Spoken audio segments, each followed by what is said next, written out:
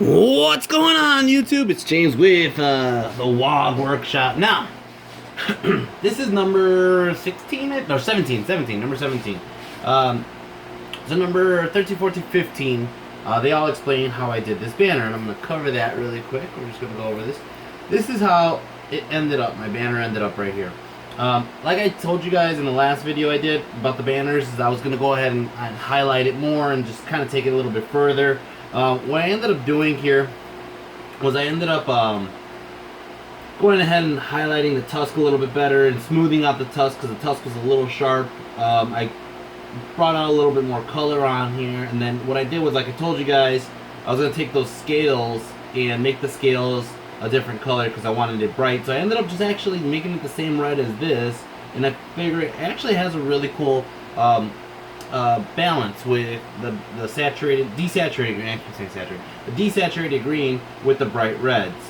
So I ended up liking how this came out. Now I'm gonna go ahead and start working on this side here. And what I was working on with patterns here. Did I just chunk his tusk? I did. What I ended up started working on with patterns on this side is I wanted something similar, but I don't want the same thing. I don't want to do another tusk. I want to have something that kind of symbolizes more war. So what I ended up focusing on, I'm going to see what I did to his tusk here for a second. I did a little chip right there. Was I ended up doing this, where I have, it's like an iron gut head, but besides this guy, my brother has iron gut heads on all of his tuskers. So it'll match with the tuskers again. So what I came up with is an iron gut head with a skull. And then the skull has that big Fu Manchu mustache because, you know what, they're ogres and they all have Fu Manchu mustaches. And then I did a sword, and it's one of the ogre swords with the little like piercings in it. And then I'm still going to continue on with the maw going around. So that's what I'm going to do. And I'm also going to just glue that little bit of the tusk back because it's on camera now that I did this to my brother's model.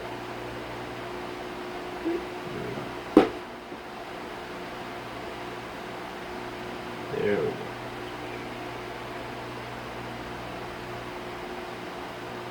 Nothing a little glue won't deal with. Alright. Nope, we went the other way now. Alright. Anything that adds character, right? Adds character. So I'm going to go ahead and work on that. Well, I'm doing the same thing as I did in the other video, which I explained, which is just draw it in first.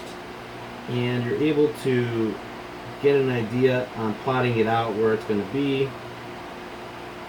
Doesn't have to be perfect the first time. Doesn't have to be perfect, but you want to get the proportions close to being right because it'll give you the general spacing of it correct.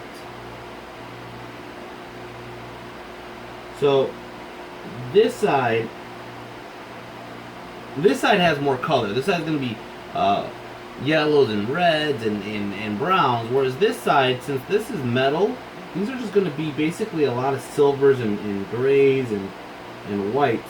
And the one thing I'm going to mention right now is you're not doing metallic colors on a banner. You are just not doing metallic. You have to do non-metallic colors, which is going to be grays and blues and stuff like that. So this is going to be a little bit opposite end of the color spectrum, which is fine. The one thing I'm going to make it bring it together though is the red maw. The red maw is going to be the same on both sides. So I'm going to keep that similar. Get the sword going this way.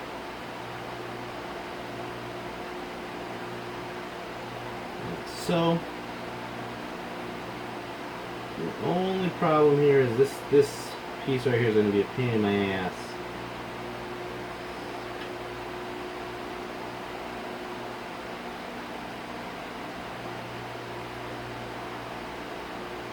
I'm actually excited to see when I see a lot of you guys at ETC or Buckeye battles. I'm excited to see how many of you said, hey, I saw your tutorial and this is how my banner came out. So if you guys watch this and you worked on a banner and you're like, this is what I did for my banner because I saw your tutorial, I want to see what you have, alright? I want to see it. So I'm just going to take a quick peek to see if you guys see what I see. You do. Let me zoom in just a little bit. Move the paper up right there. Let's see a little bit more. I just got to remember to stay above the paper. That's what I want to do. Stay above the paper. All right.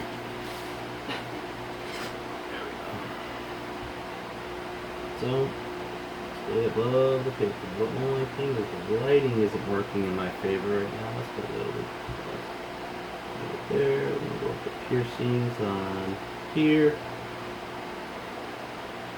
Got the bottom jaw. Now, it's going to be like that. So it's a screaming skull. You know, honestly, I missed the fact that there was a screaming skull banner or whatever it was called in the Vampire Coven. That was a cool banner. The Terror one, I think it was. But I always had ideas of how I would play with that. Let's see how this dried. I have to touch that up. Alright. So let's get the maw a little bit more good on the circle. Now what I ended up doing here, I don't know if you guys can see this, I moved the paper too, is the bottom of the sword, even though it's not necessarily a circle, it's creating that circle with the maw. So the maw is going to end up going this way, which I don't think I have enough room on this on the actual banner, which is fine. Whatever, it is what it is. But here I got to fix the circle to be like that.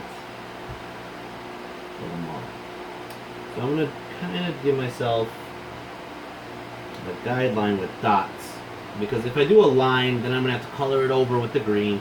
So I'm going to do it with dots. What I'm going to do is I'm going to start the maw here, go here, here, and the reason is because the dots will be covered eventually anyways. And even that might have to be a little bit less. So let's go like, well, that's already there. So let's go a little wider here. That one's fine. Right there.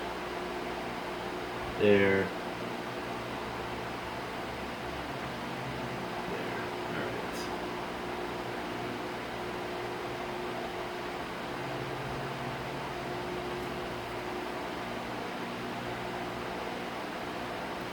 Well, like I said, I'm just going to take quick peeks to make sure I know that I'm on camera still. Let's open up just a little bit. Whoops, I'm going the other way. There we go.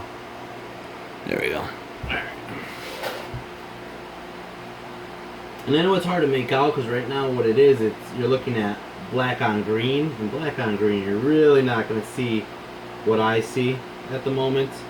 But like I said, I'm just trying to get this out there.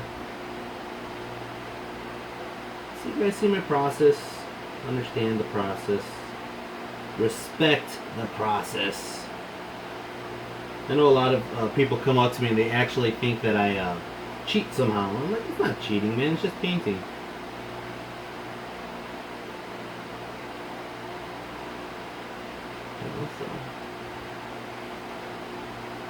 Now already, before I even put any color in this, I like this side more than this side. But you know what, that's part of me. That's part of the way I do things. I kind of just start filling it in, making new stuff, new projects, and I start liking one thing more than another. Oh shit, that's a nice long brush. Let's get my fine tip there. Let's go here with the brush. And let's start with black. So let me see how much time we have. We have 8 minutes of black time. Alright. So I'm going to go ahead and start putting the base coats on the eye here. And I have a little bit, this is probably taboo, but I'm going to go ahead and take this off camera.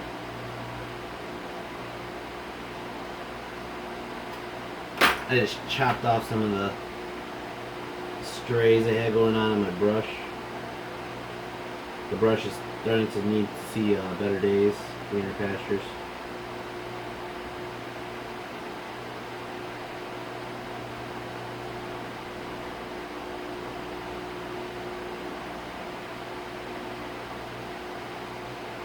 So with skulls, I did a skull before. I probably should have brought that out on camera. I did a skull before on one of my banners, and it is one of my favorites. And that's kind of the reason why I went with the skull on this one, because I wanted it to be my favorite again. Actually, two of the ones I have skulls on are my favorites. My brother has one on his man-eaters, which is honestly one of my, like, probably the favorite of my banners that I made. And then I have one that is on my Boar Boys. That's on my Boar Apocalypse, and I really like that one as well. So I'm gonna put that down for a second. I'm done with the black. Let's get some red.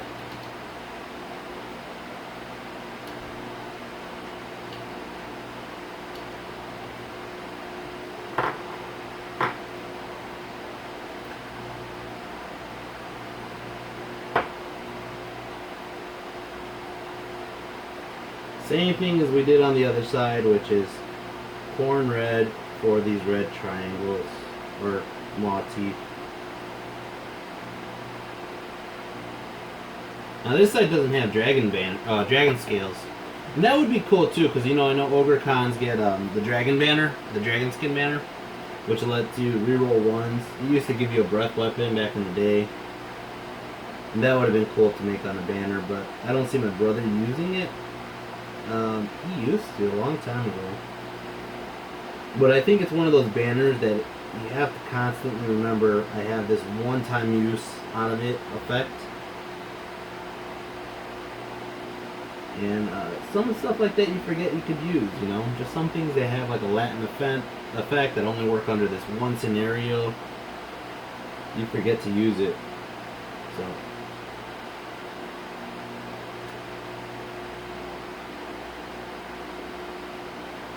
I have to do one more red right there. Right. I'm trying to stay in camera view because this is the same height that I did the other video and I didn't get anything on camera, so you might just be seeing my head. So I apologize. Again, I am trying to learn the best camera angle I could use while I do these things, because this is not my normal setup. It's new to me. I actually do have a video camera that I could use, but it is not as reliable as my phone, apparently. Alright. Said it once, I'll say it again. I'm a broke ass man. Alright, so normally when I do bone colors, I just start with velour brown, right? But this is going to get a little bit darker, so let's just do something. I kind of was looking at Mournfang, but Mournfang's a little bright. Gorthor's a little dull. I might do Gorthor anyways. Let's see. I have an idea of what I want, if I could find it.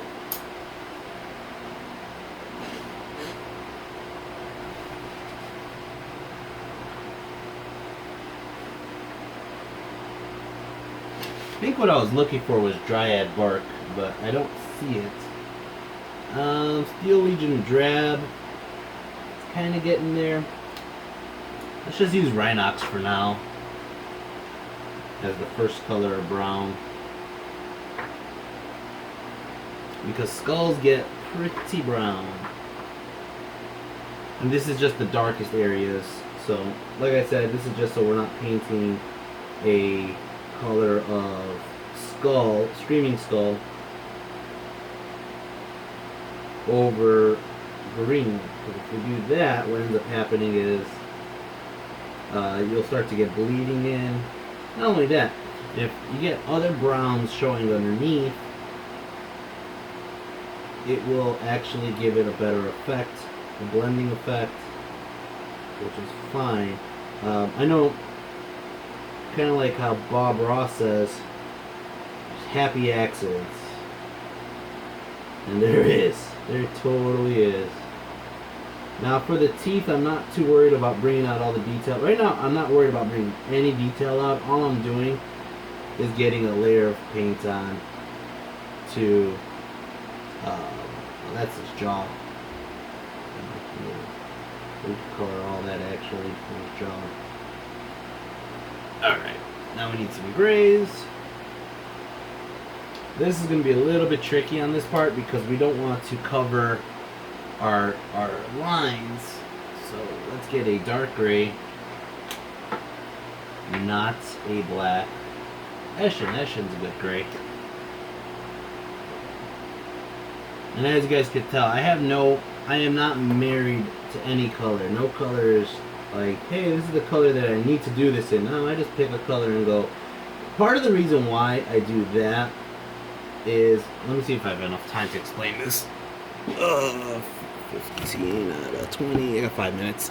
Alright, part of the reason why I do that is just because the fact that while I am,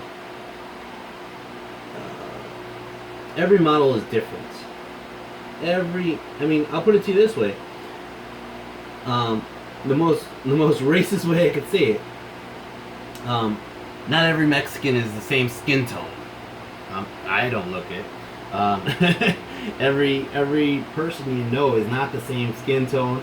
Every item in the world is not the same exact color. So you're going to be able to play with colors and see different effects and different things, you know. Not every thing is the same everywhere. So because of that,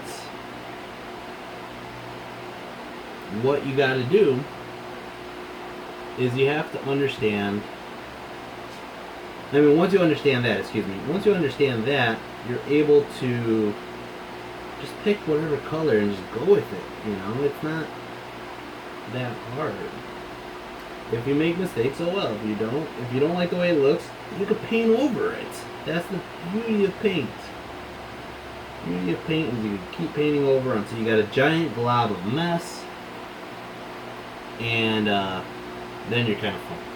Anyways, I'm gonna probably kill the video soon, or the video is gonna kill itself soon. So I'm just gonna finish these layers of the base coats, and I'm gonna get a little bit different gray variants. Let's do that on camera before the camera cuts us off. So I'll just stop on the Eshin for a moment and look for a different gray.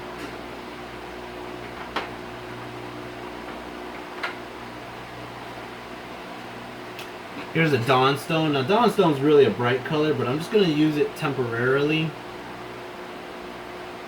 And what I'm going to do is I'm just going to use it to bring out the edges of the mask, and then I'll go in later and darken these areas up or lighten these areas up. This is just to give me separation of the same item or the same colors on his helmet, so they don't blend with the Eshin too much. And again, I'm not too careful right now. I'm just kind of going in and putting in whatever needs to be put in, just because at this stage everything's going to get covered anyways. I just kind of want to get colors that mix match so I can tell what's going on. And when I go back, I'm going to go back with a finer brush, and I'll be able to tell, bring out certain things more. Anyways, guys, I'm going to get this one uploaded. I'm also going to make sure I got everything in there. And probably it'll be like that. Alright, so I'm going to get this one uploaded, and I'll continue working on it when we come back.